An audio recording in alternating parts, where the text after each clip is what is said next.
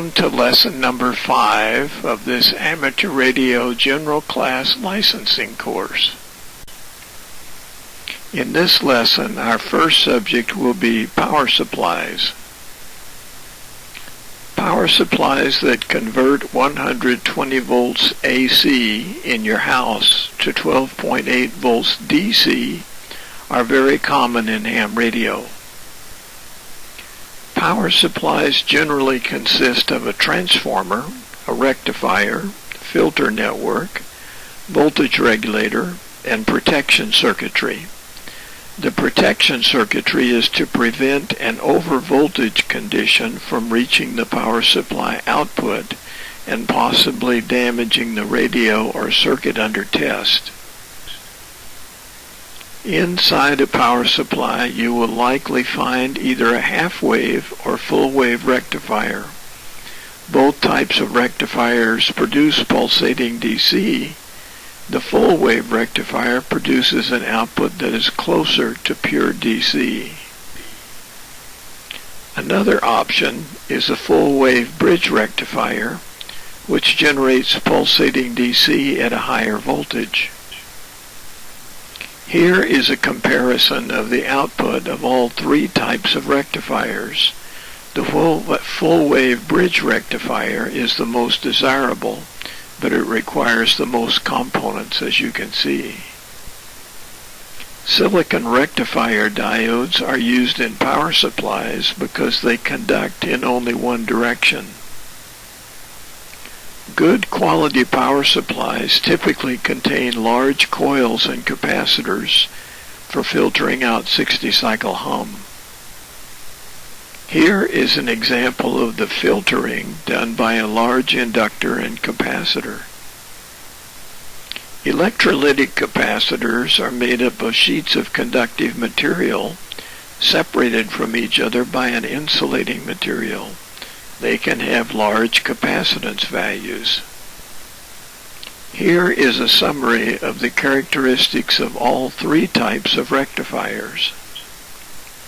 Proper grounding of equipment is very important. Improper grounding can result in a shock hazard in your ham station.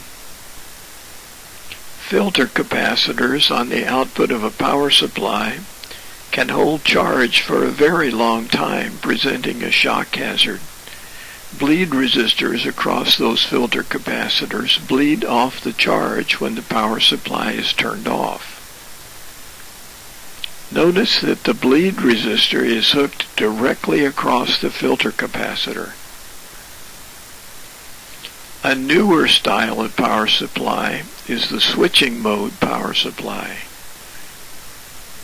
Switching power supplies use a high-frequency oscillator.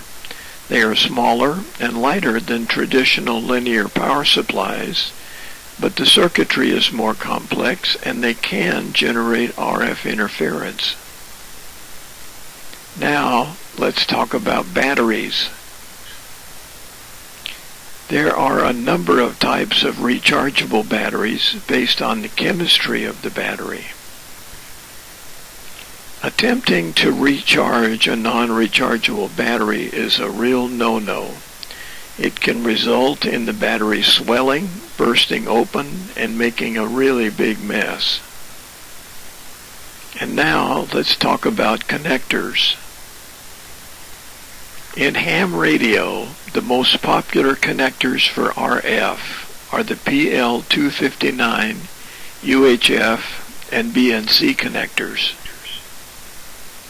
In the last few years, Anderson power pole connectors have become very popular for hooking up DC power to ham radios.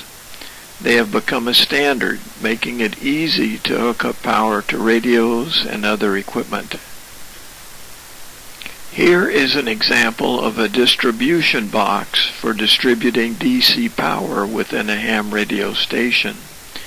The station battery or power supply attaches to one set of terminals, and the radio and other items attach to other sets of terminals.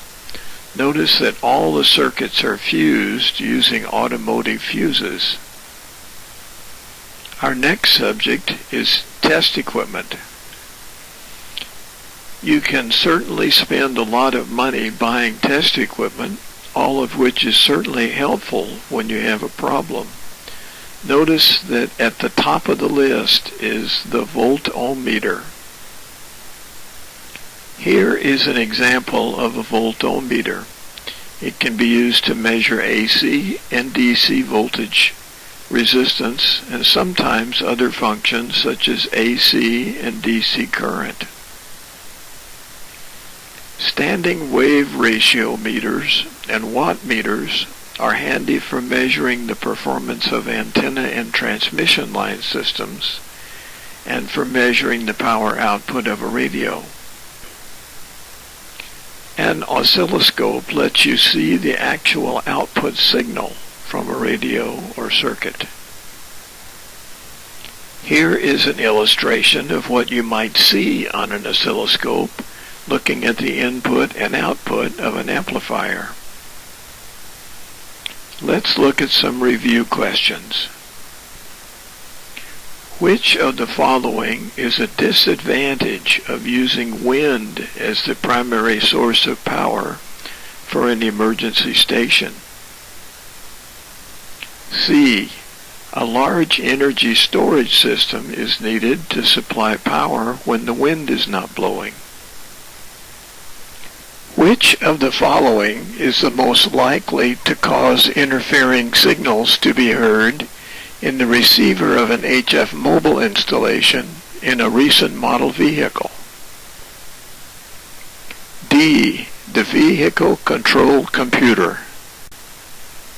What safety feature does a power supply bleeder resistor provide?